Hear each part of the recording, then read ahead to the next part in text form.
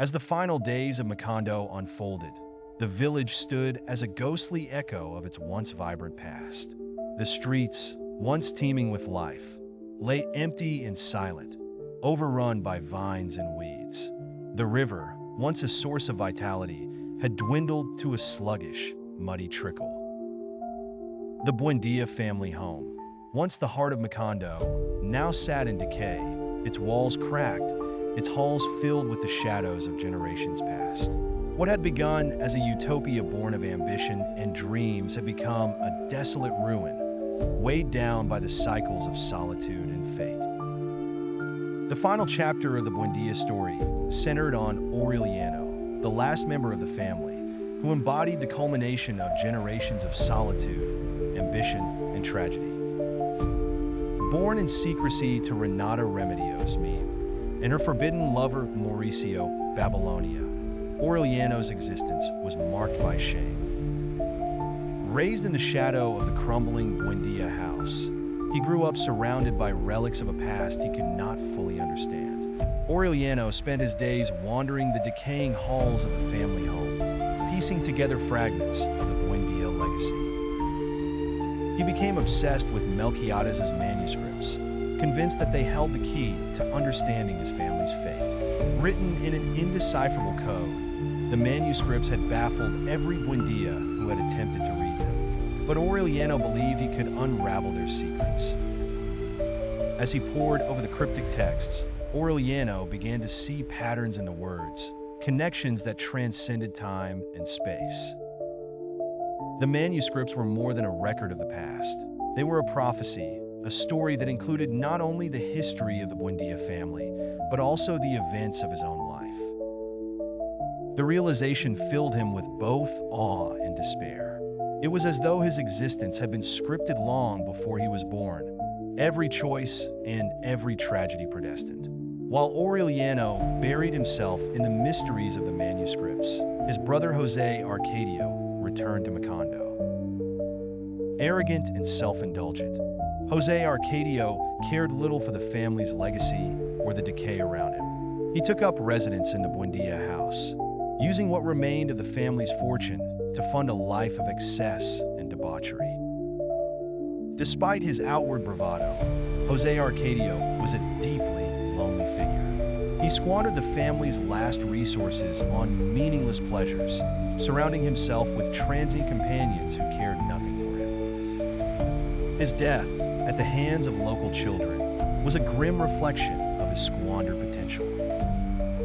He died alone, his body found floating in the water of a cistern, his dreams as empty as the echoes of the family's name. Aureliano's isolation was briefly interrupted by the arrival of Amaranta Ursula, his vivacious and headstrong aunt, who returned to Macondo with her husband. Amaranta Ursula, unaware of the curse that haunted her family, brought a spark of life back to the Buendía home. She and Aureliano formed a bond that grew deeper with each passing day, their shared loneliness drawing them together in ways neither of them fully understood. Their relationship, passionate and forbidden, culminated in the birth of a child, a boy with a pig's tail, the very deformity that Ursula Iguaran had feared since the beginning of the Buendía line. The birth of this child was both a fulfillment of prophecy and a harbinger of the family's ultimate destruction. Amaranta Ursula died in childbirth, her final act a tragic echo of the love and loss that had defined her family's story. Left alone with the child, Aureliano was consumed by grief and desperation. His love for Amaranta Ursula had been the only light in his life. Her death plunged him into a darkness from which he could not escape.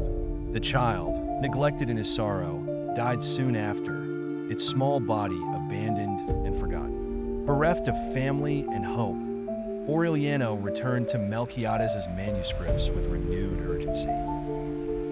He worked feverishly, driven by the need to understand the prophecy that had shaped his family's destiny. As he unraveled the final passages, the truth of the manuscripts was laid bare before him. The story of the Buendía family was a cycle, a series of repetitions and patterns.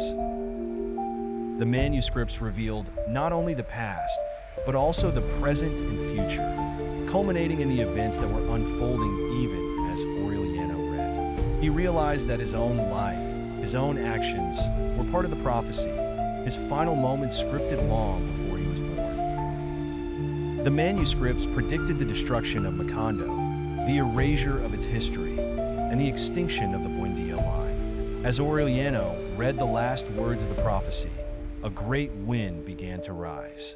The wind swept through Macondo with a fury, tearing apart the houses, uprooting trees, and scattering the remnants of the village into the void. It was as if the universe itself was erasing all trace of the Buendía family and the town they had built. When the wind finally subsided, there was nothing left of Macondo but a barren landscape.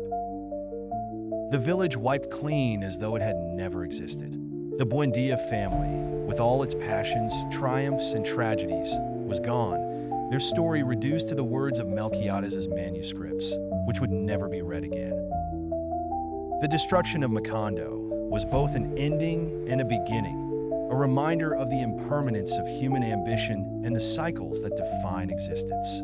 The story of the Buendías, for all its complexity and richness, was ultimately a meditation on solitude.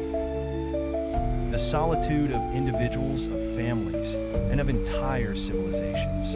Themes of destiny and oblivion at the conclusion of 100 years of solitude underscores the novel's central themes of predestination, memory, and the inevitability of decline.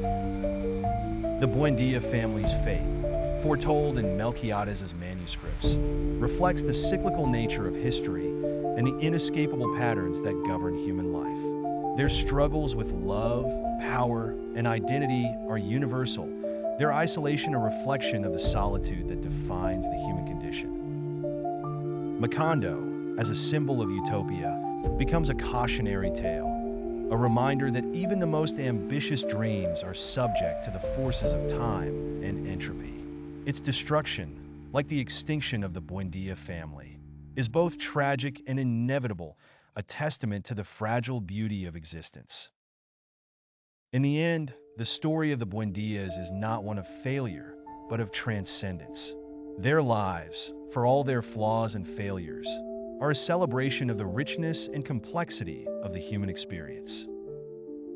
As the winds erase Macondo from the map, their story lingers in the memory of those who read it, a powerful reminder that even in solitude, there is meaning, and in the cycles of history, there is beauty.